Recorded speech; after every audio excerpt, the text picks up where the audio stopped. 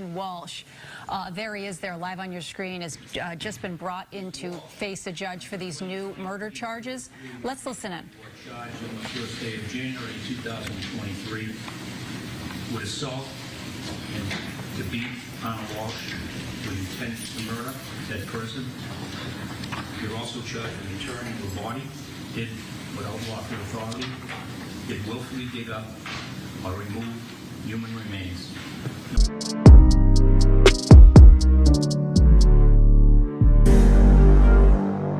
Not guilty, pleas will be entered.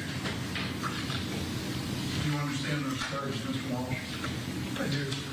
I'll hear from the Commonwealth. Yes, thank you, Your Honor. We're not contesting bail or probable cause, so we would ask that he be released.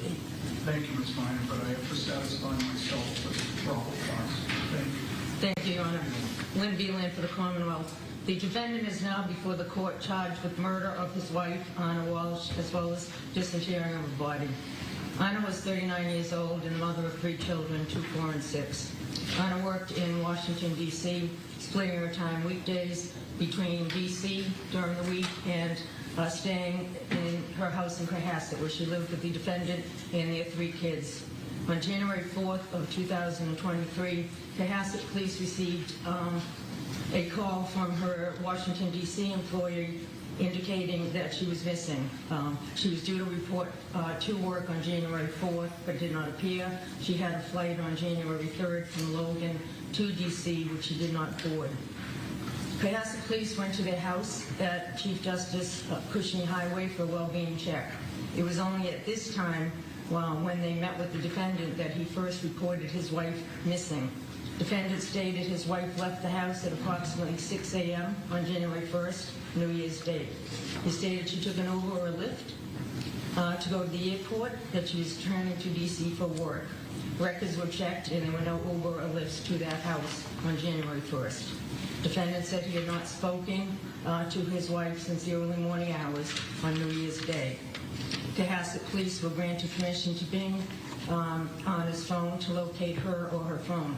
Anna's phone indicated that it was stationary in the area of the Cohasset house on New Year's Eve until 3:14 a.m.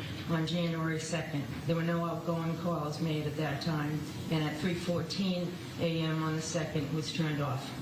Defendant stated Anna should have been wearing a dress, a black jacket, hunter boots, watch, ring, as well as carrying a Prada purse. Defendant gave a timeline of 6 or 6:10 a.m. on the 1st when he last saw her. What I'd like to do now is just describe his actions on the days from January 1st. Defendant indicated on January 1st at 3 p.m. he did some errands, then he went to his mother's house in Swampscott, but got lost because he didn't have his phone. He said he knew he was lost when he saw the pirate ship on Route 1.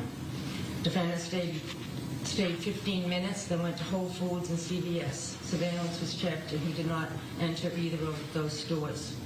On January 1st, defendant Googled using his son's iPad. Some of his searches are as follows. Keep in mind that the defendant said he left at 6 a.m. At 4:55 a.m. on January 1st, he searched how long before a body starts to smell. At 4:58 a.m., how to stop a body from decomposing. At 5:20 a.m., he searched how to embalm a body.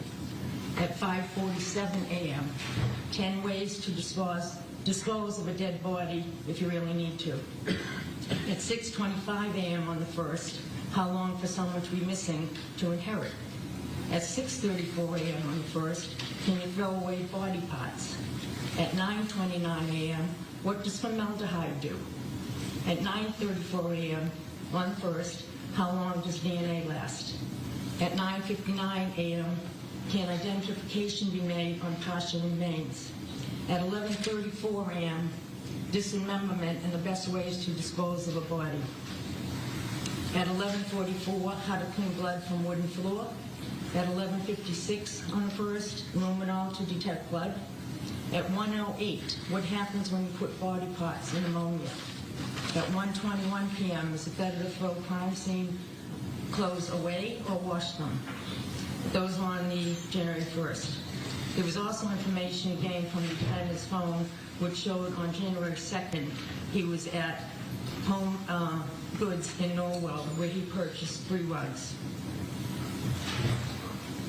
There were also more Google searches on January 2nd. At 12:45 p.m., Hacksaw best tool to dismember.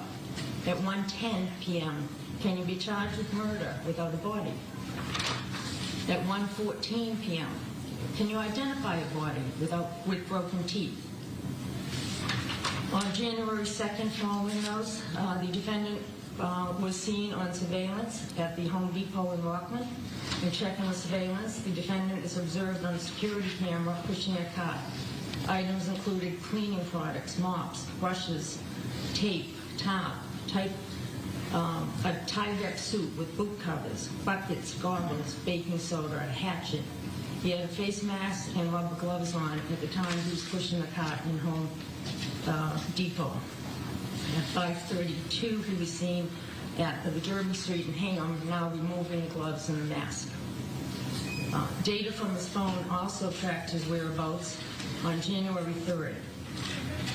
Locations were traveled at 4:27 on January 3rd to an apartment complex in Abington.